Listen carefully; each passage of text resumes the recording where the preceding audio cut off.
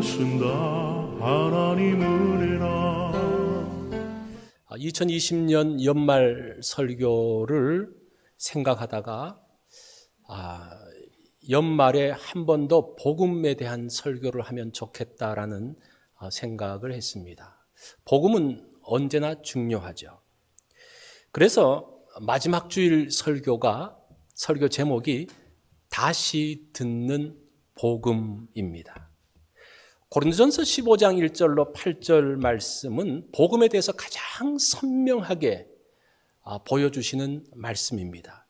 이 본문은 이전에도 제가 여러 번 말씀드린 적이 있지만 여전히 중요한 말씀이기에 또 한 번 이 시간 마지막 2020년 마지막 주일에 우리가 이 말씀을 같이 생각해 보겠습니다. 성경에는 복음을 설명하는 여러 구절들이 있습니다.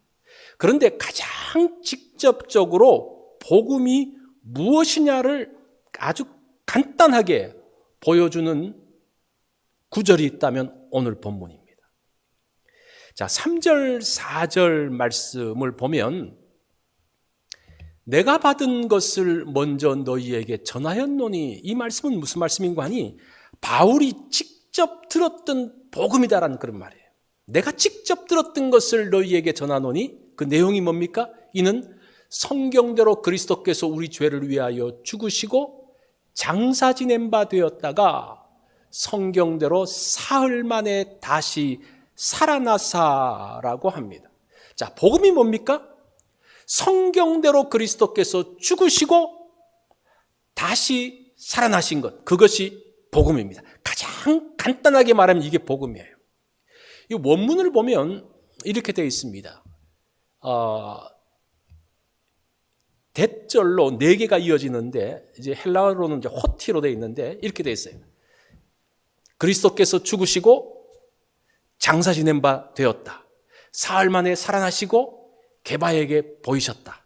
이 4가지 형태로 되어 있는데 사실은 이것은 2가지 내용을 설명하고 있는 겁니다. 복음은 그리스도께서 죽으시고 다시 살아나신 겁니다.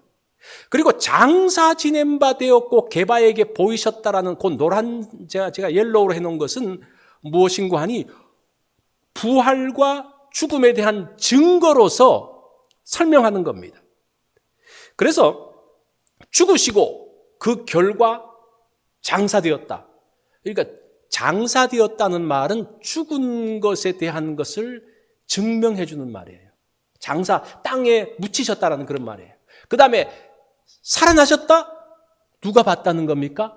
게바가 봤다. 이런 형태로 오늘 복음에 대한 내용이 나타나고 있습니다. 그래서 게바는, 베드로는 부활의 대표 증인입니다. 부활을 본 사람들이 많은데 그 대표가 누구라는 겁니까? 베드로다라는 그런 형태로 지금 말씀이 되어져 있습니다. 자, 여기서 복음에서 예수님의 죽으심과 부활이라고 말하지 않고 왜 그리스도가 죽으시고 그리스도가 살아나셨다라고 이야기할까? 그리스도는 뭡니까? 메시아죠. 그래서 복음은 메시아의 죽으심과 메시아의 부활하심이에요. 그래서 우리가 이 내용이 중요합니다. 예수님이나 그리스도냐 뭐 다 같이, 물론 같아요. 같지만 그리스도라는 사실들을 적었을 때는 예수님의 메시아이심을 강조하고 있는 내용입니다. 구약 성경을 통해서 계속적으로 예언되어진 말씀이 뭡니까? 메시아가 오신다라는 거예요.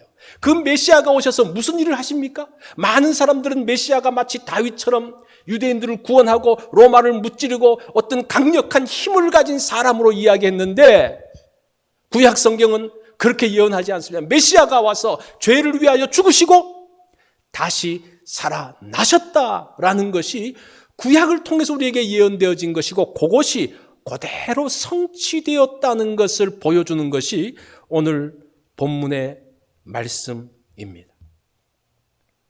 자, 그러면 오늘은 이 복음의 내용은 다 알았잖아요. 그죠?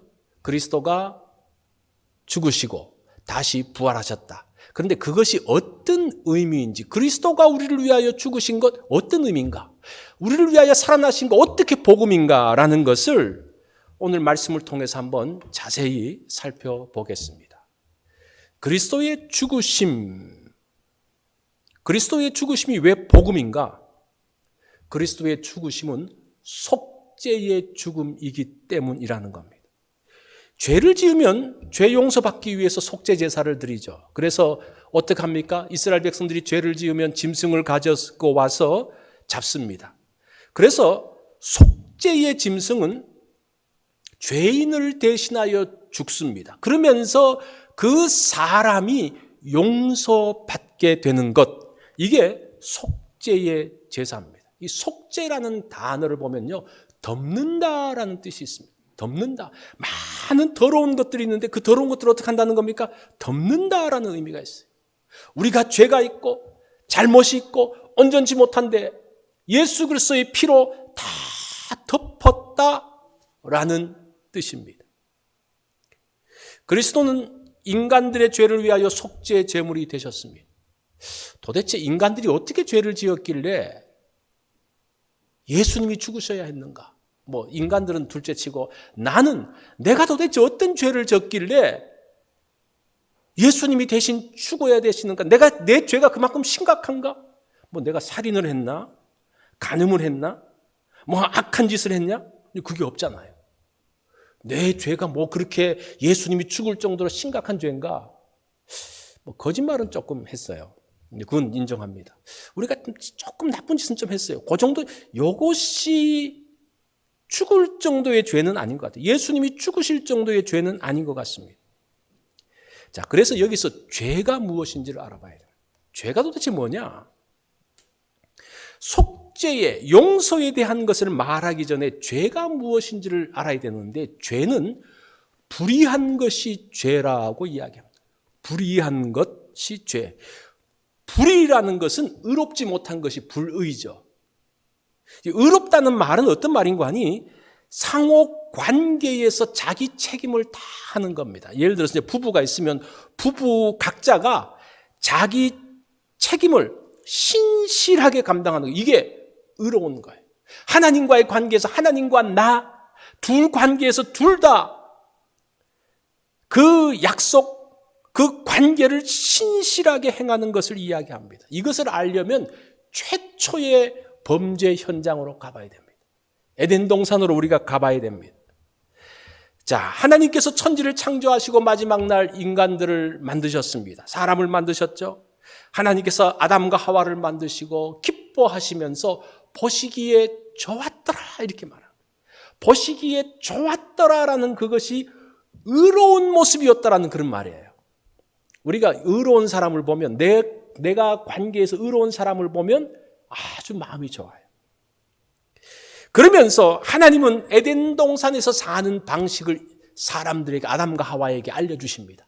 에덴 동산에서는 어떻게 사는 것이 의롭게 사는 것이고 어떻게 사는 것이 바르게 사는 것인지를 말씀해 주십니다. 창세기 2장 15절로 17절에 보면 여호와 하나님이 그 사람을 이끌어 에덴 동산에 두어 그것을 경작하며 지키게 하시고 여호와 하나님이 그 사람에게 명하여 이르시되 동산 각종 나무의 열매는 내가 임의로 먹되 너 마음대로 먹어도 된다, 그런 말이에요.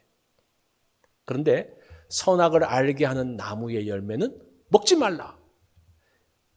내가 먹는 날에는 반드시 죽으리라 하시니라. 자, 아담과 하와가 에덴 동산에 있는 것을 마음껏 누리고 무엇이든지 할 수가 있어요. 그런데 하지 말아야 될 게 딱 한 가지가 있는데 그게 뭐라는 겁니까? 선악과를 먹지 말라는 겁니다.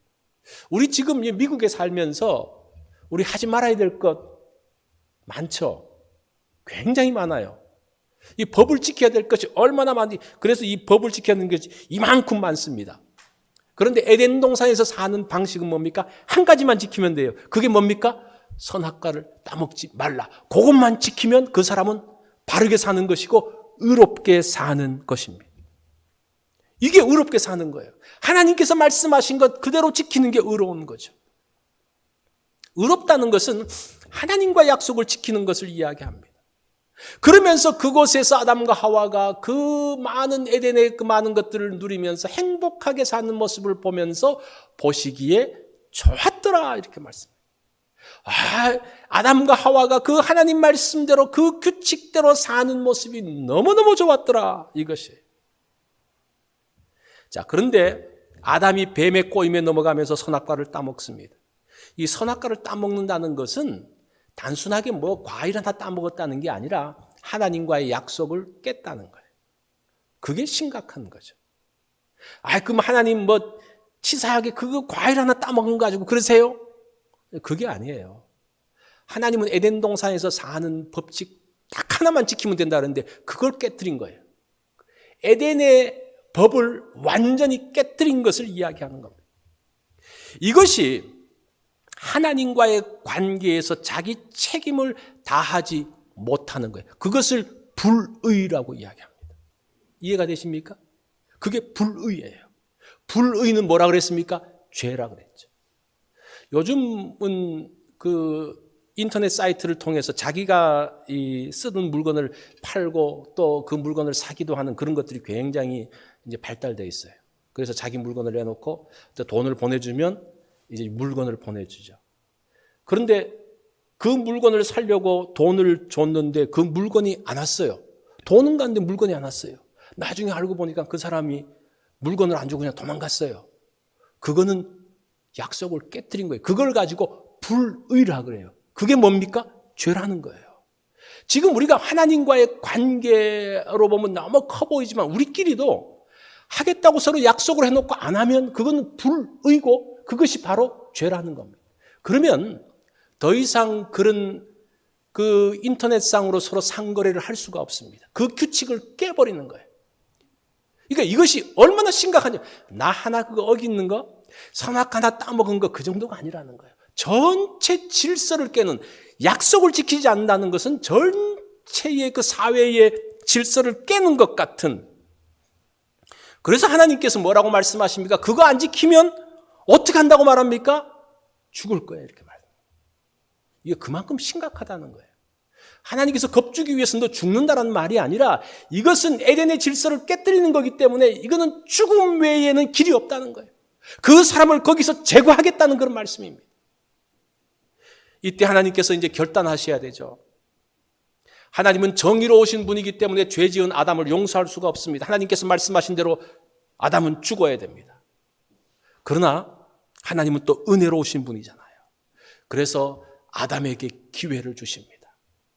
그래서 아담이 죽어야 하는데, 아담과 하와가 죽어야 되는데 하나님은 대신 짐승 하나를 잡습니다. 그게 뭐라는 거예요?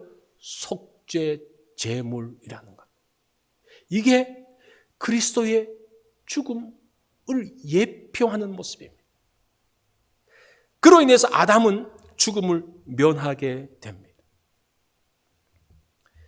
그래서 그리스도의 죽음에는 하나님의 은혜가 담겨져 있는 것을 보게 됩니다. 자, 그러면 선악과가 뭐냐? 선악과가 뭔데 그렇게 심각하냐? 창세기 3장 5절에 보면 뱀이 이렇게 이야기해요. 그 선악과가 뭔지 뱀이 알려줘요. 이 뱀이 정의하는 선악과입니다. 너희가 그것을 먹는 날에는, 선악과를 먹는 날에는 너희 눈이 밝아져 하나님과 같이 되어 선악을 알 줄을 하나님이 아심이라. 그 선악과는 뭐냐? 눈이 밝아져서 하나님처럼 되는 거야. 지금 사탄이 새로운 정의를 해줍니다. 사탄은 하나님과 같이 선악을 알게 된다고 이야기해요.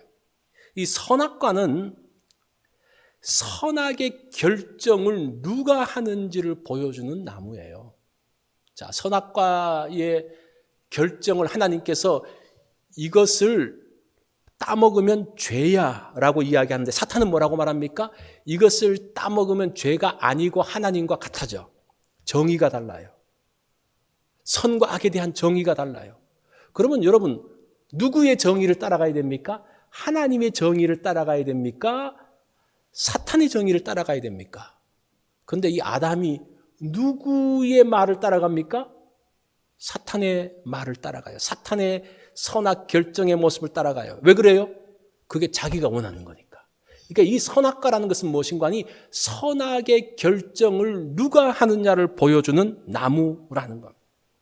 하나님은 먹지 말라고 하셨는데 선악과는 먹어도 돼.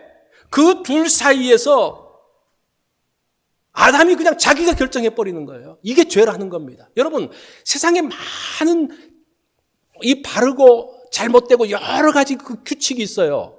근데 그 규칙이 있는데 그 규칙을 내가 정한다고 생각해 보세요. 그럼 이 세상이 정상적으로 돌아가겠습니까?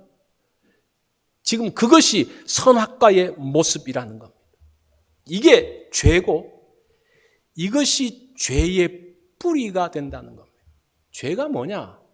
사실은 우리가 죄라고 이야기하면 살인, 간음, 또 폭행, 또 여러 가지 죄를 이야기해요. 이거는 죄의 결과예요. 죄의 열매예요. 그죠? 내가 죄를 지으면서의 그 결과로서 살인을 하기도 하고 나쁜 짓을 하기도 하고 남을 해하기도 하고 그 열매지 죄의 뿌리는 무엇인가 하니 불순종에 있어요. 모든 죄의 열매의 뿌리는 뭐다? 불순종이에요. 하나님의 말씀에 불순종하는 것이고 이 세상에서 정해놓은 그 법에 불순종하는 것, 그 모든 것들이 죄의 뿌리라는 사실들을 기억을 해야 합니다. 여러분은 누가 선악을 결정합니까? 여러분은 선악의 결정을 누가 해요? 여러분이 하십니까? 아니면 하나님이 하신 선악의 결정을 따라가십니까? 그게 지금 선악과예요. 이 선악과가 그때 에덴 동산에만 있었고 그게 아니라 지금 나한테도 여전히 선악과가 있는 거예요. 하나님의 말씀, 이건 해서는 안 돼. 예, 그 말씀대로 따르겠습니다. 그게 순종하는 거예요. 이거 하면 안 돼. 내가 하고 싶어요. 근데 뱀이 유혹을 해요. 사탄이 유혹을 해요. 그거 좋겠네. 따라가는 거. 그게 선악과를 따먹는 거예요. 선악의 결정을 자신이 하는 것. 그게 선악과의 모습이라는 겁니다. 조지 맥도날이라는 사람은 이렇게 이야기합니다. 지옥에는 다 한 가지 법칙만 존재한다. 내가 주인이다. 지옥의 원리가 뭡니까? 내가 주인이에요. 내가 왕이에요. 내 말대로 해라는 거예요. 여러분, 지옥을 경험해보고 싶습니까? 내 주장만 끝까지 해보세요. 그때부터 그 가정은 지옥이 됩니다. 교회에서 자기 주장만 끝까지 굽히지 않고 이야기해보세요. 그 교회는 지옥으로 바뀝니다. 우리 사회도 마찬가지예요. 내 주장, 그냥 내가 생각하는 것만 계속 주장하면요. 그때부터 그곳은 지옥으로 바뀐다라는 겁니다. 하나님 말씀이 아닌 자기 주장만 하는 것이 불의고 이것이 죄라는 겁니다. 그러면서 에덴 동산은 파괴되어집니다. 하나님께서 그냥 닫아버리시죠. 자, 하나님께서 아담에게 선악과를 따먹으면 죽게 된다고 하셨습니다. 자, 선악과를 따먹는 것이 죽을 만큼 심각하냐? 심각하죠. 에덴 전체를 뒤집어 놓는 거니까. 하나님이 결정하시는데 그 결정을 자기가 하는 것. 에덴의 질서를 뒤집어 놓는 것. 예를 들어서 교통법규가 있지 않습니까? 우리가 오늘 오면서도 빨간불에는 섰고 파란불에는 갔어요. 그런데 이게 마음이 안 들어 나는. 왜 빨간불에 가면 안 돼? 나는 파란불에 서고 싶은데 그래서 이제 내가 하고 싶은 대로 이제 하는 거예요. 빨간불에 샥 갑니다. 파란불에는 서 있어요. 어떻게 될 것 같아요? 이건 사회가 뒤집어지는 거죠. 사회가 여기에 동조한 사람이 많으면 많을수록 이 사회는 마비가 됩니다. 이게 지금 에덴의 법을 어긴 그 모습이에요. 하나님의 법에 순종하는 것, 지금 만들어진 그 법에 순종하는 것, 그게 똑같은 원리로 적용되어지고 있습니다. 이게 불의라는 겁니다. 불순종하는 게 불의고 그것이 죄라는 겁니다. 아담의 불순종은 창조의 질서를 뒤집어 놓는 범죄 행위였습니다. 하나님의 의로운 통치를 뒤집어 놓는 심각한 범죄입니다. 선악의 결정을 자신이 하면서 하나님 나라는 전복되어지는, 그게 사탄이 했던 모습입니다. 자, 여러분은 가장 심각한 범죄가 무엇인지를 알아야 됩니다. 그게 뭐라 그랬어요? 자기가 선악을 결정하는 것. 이게 가장 무서운 거예요. 오늘날 지금 그런 일들이 일어나고 있잖아요. 자기가 하면 괜찮고 남이 하면 잘못됐다고 이야기를 합니다. 인권이라 그러면서 창조의 질서를 뒤집어 놓고 가정의 정의를 바꿔놓고 결혼의 정의를 바꿔놓고 있습니다. 이게 지금 교회가 왜 저렇게 동성애를 반대하고 어떤 이제 그런 걸 작게 볼지 모르는데 이게 하나님의 창조의 질서를 뒤집어 놓으려는 시도로 보는 거예요. 그게 마치 아담과 하와가 에덴 동산의 그것들을 뒤집어 놓으려고 하는 선악과와 같은 모습으로 보는 겁니다. 그러면서 세상은 무너지는 거예요. 지금 제가 점잖게 정말 아주 작은 이야기만 했지만 그 이후에 일어나는 무시무시한 이야기들이 그 가운데 있는 것을 보게 됩니다.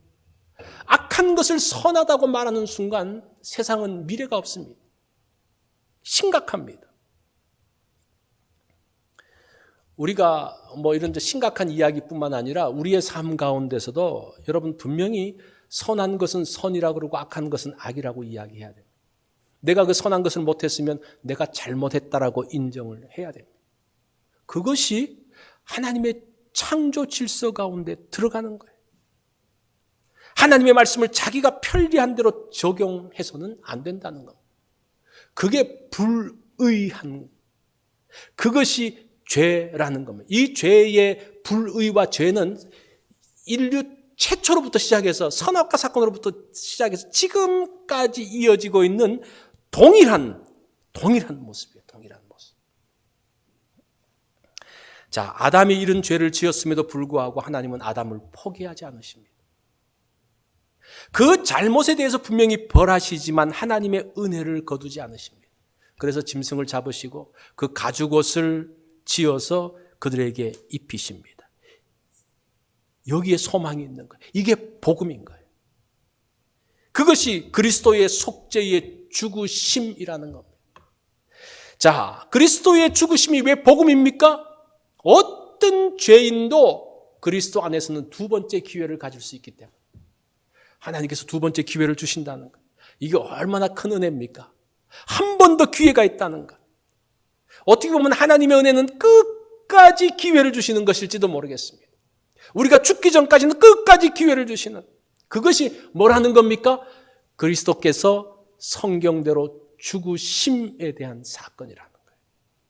제가 그리스도의 죽으심을 조금 더 자세하게 말씀을 드렸습니다. 분명히 인간들은 죄를 지었고 이 죄는 정말 하나님의 창조 질서를 뒤집어 놓는 것이며, 그러나 하나님께서 다시 한번 기회를 주셨다. 그것이 그리스도의 죽으심, 그 가운데 은혜가 있는 거예요. 자, 두 번째, 다시 살아나심이라는 것은 무엇이냐?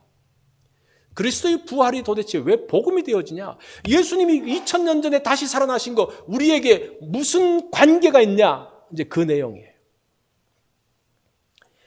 예수님이 다시 살아나셨기 때문에 복음이라면 주님의 살아나심과 나와 어떤 관계가 있느냐입니다.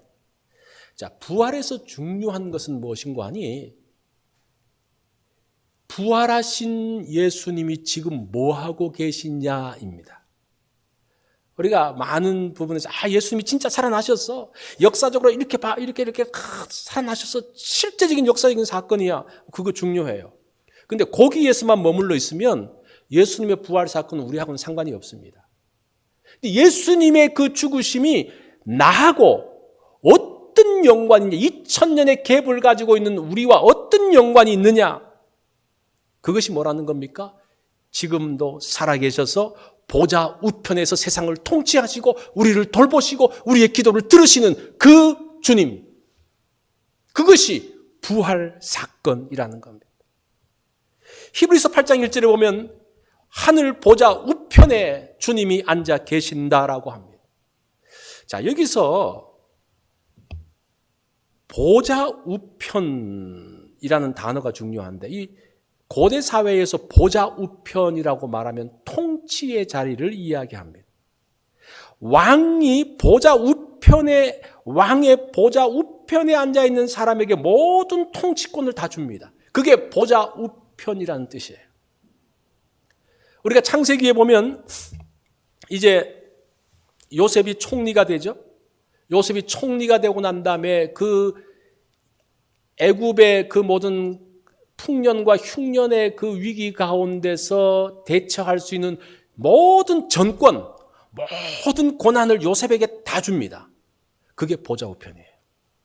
이제 그것에 대해서는 요셉이 마음대로 왕이 모든 것을 다 위임했기 때문에 요셉의 그 가운데서 하는 거예요. 특별히 고대 사회에서 보면 왕이 있으면 보좌 우편은 자기의 왕자, 이 왕위를 이어받을 왕자를 앉히고 그 왕자에게 전권을 다 줍니다.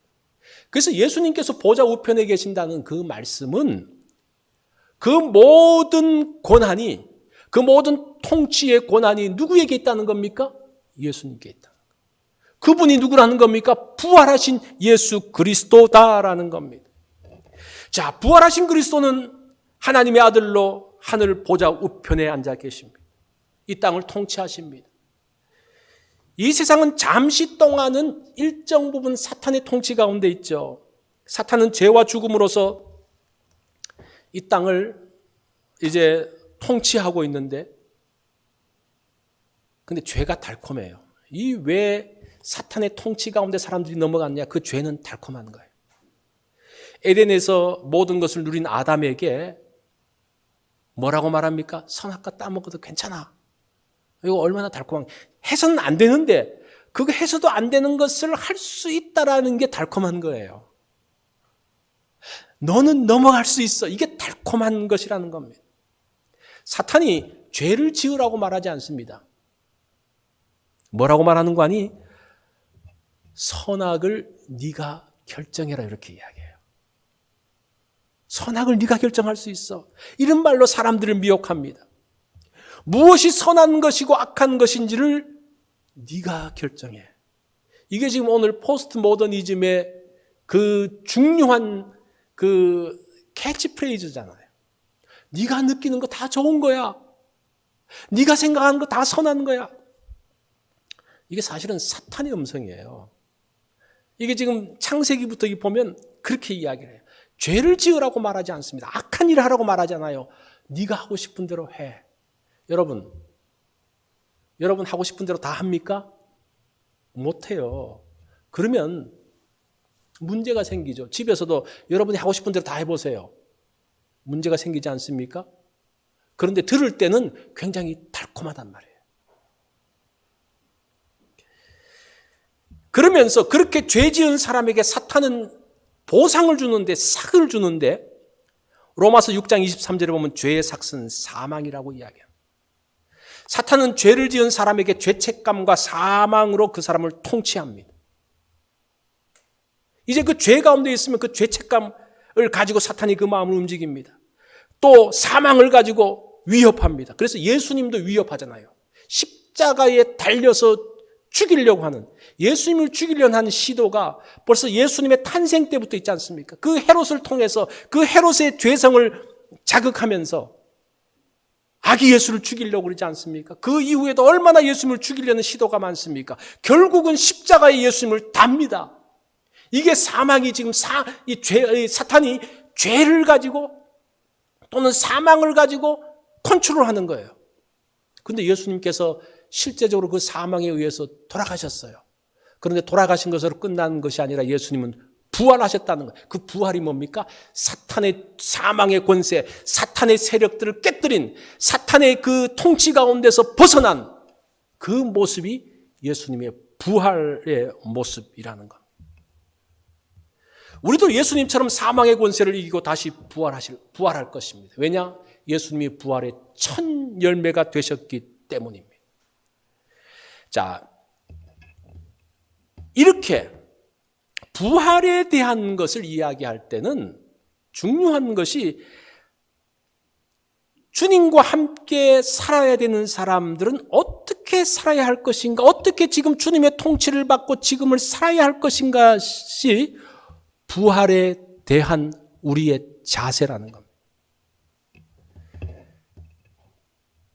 이것이 부활을 통한 복음입니다.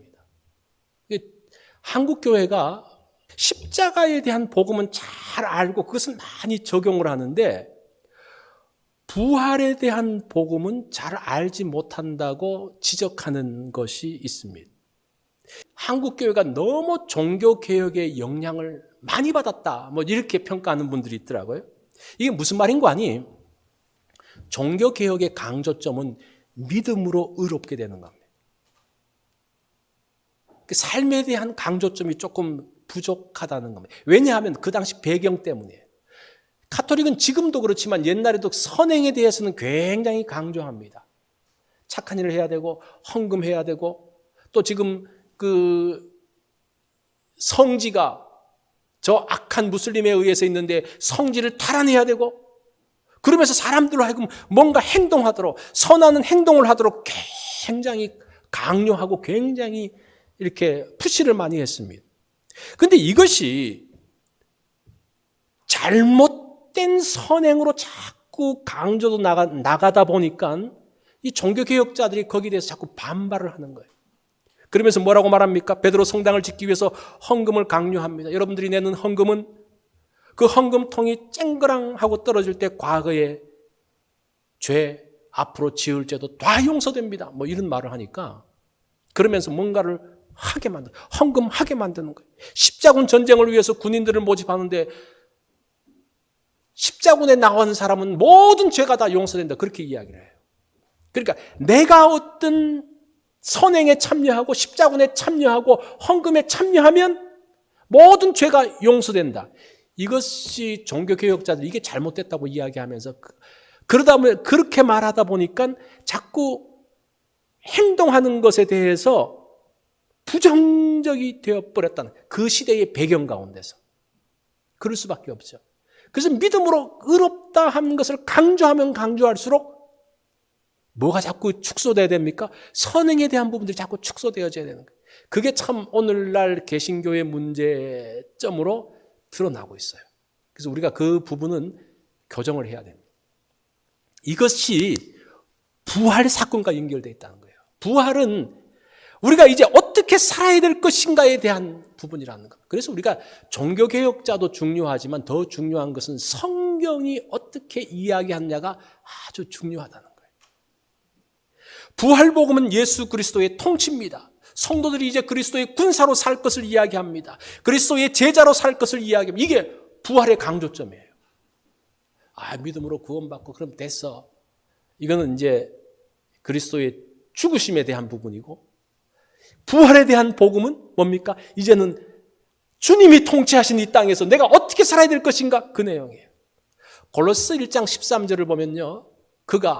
그리스도가 우리를 흑암의 권세에서 건져내사 그의 사랑의 아들의 나라로 우리를 인도했다고 말합니다. 흑암의 권세에서 아들의 나라로 인도했습니다. 이제는 그것이 완전히 달라졌다는 것. 전에는 흑암의 권세를 따랐고 그 죄 가운데 따랐다면 이제는 하나님의 아들의 나라로 살면서 이제는 주인이 바뀌었다는 거예요. 로드십 체인지에 대한 이야기입니다. 이제 주인이 달라졌으니까 우리가 하는 행동과 그 모습들이 달라져야 된다고 이야기합니다. 그러면서 갈라디아서에서는 어떻게 말씀하는 거 아니? 우리가 잘 아는 내용이죠. 갈라디아서 5장 19절로 23절에 보면 육체의 일은 분명하니 곧 음행과 더러운 것과 호색과 우상숭배와 주술과 원수 맺는 것과 분쟁과 시기와 분냄과 당지는 것과 분열함과 이단과 투기와 술취함과 방탕함과 또 그와 같은 것들이라. 그러면서 22절에 보면 오직 성령의 열매는 사랑과 희락과 화평과 오래 참음과 자비와 양성과 충성과 온유와 절제니 이 같은 것을 금지할 법이 없느니라. 여러분 어디에 있기를 원하십니까? 육체의 일에 있기를 원하십니까? 성령 가운데 있기를 원하십니까?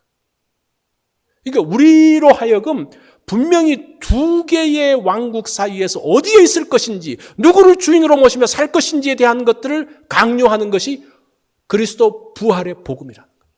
주님이 지금 통치하고 계시기 때문에 그 통치 가운데 들어갈 것을 말씀을 하고 있습니다. 성령님이 부활하신 주님의 통치 가운데 있어야 되고 이 일들을 할 때 성령님께서 함께 도우신다는 것, 이것이 부활의 능력으로 사는 거예요. 자, 복음이 뭡니까? 그리스도의 죽으심과 부활입니다. 이제 간단해요. 그리스도의 죽으심과 부활이에요. 근데 그리스도의 죽으심은 뭡니까? 죽으심에는 하나님의 은혜가 있습니다. 죄인에게 두 번째 기회가 있습니다. 이게 그리스도의 죽으심에 대한 복음입니다. 자, 또 부활은 그리스도의 통치 가운데 들어가는 겁니다. 우리가 지금 악한 세상을 보면서 참 힘들잖아요. 이 세상이 어떻게 될까? 끝장날 것 같은. 그런데 우리가 소망을 갖는 게 뭡니까? 주님이 이 땅을 통치하신다는 거예요. 이것 때문에 얼마나 우리가 소망이 있어요. 정치적으로, 경제적으로 지금 이 코로나로 인해서 얼마나 암울합니까? 이 암울한 가운데서 우리가 소망을 갈 수 있는 이유가 뭡니까? 그리스도가 통치하시는 거예요. 그래서 우리가 소망이 있는 거예요. 그래서 우리가 의롭게 살아야 될 이유가 있는 거예요. 우리가 바르게 살면서 보면 반칙하는 사람들을 보면서 불의하게 사는 사람들 굉장히 마음이 상합니다. 그 가운데서 우리가 마음이 상할 수 않는 이유가 뭡니까? 그 심판을 하나님이 하시고 그리스도가 통치하시기 때문에 그것 때문에 소망을 갖는 거예요. 자, 복음은 그리스도의 죽으심과 부활입니다. 그것이 은혜이고 우리의 소망입니다. 우리 다 같이 된 것은 다 하나님 은혜라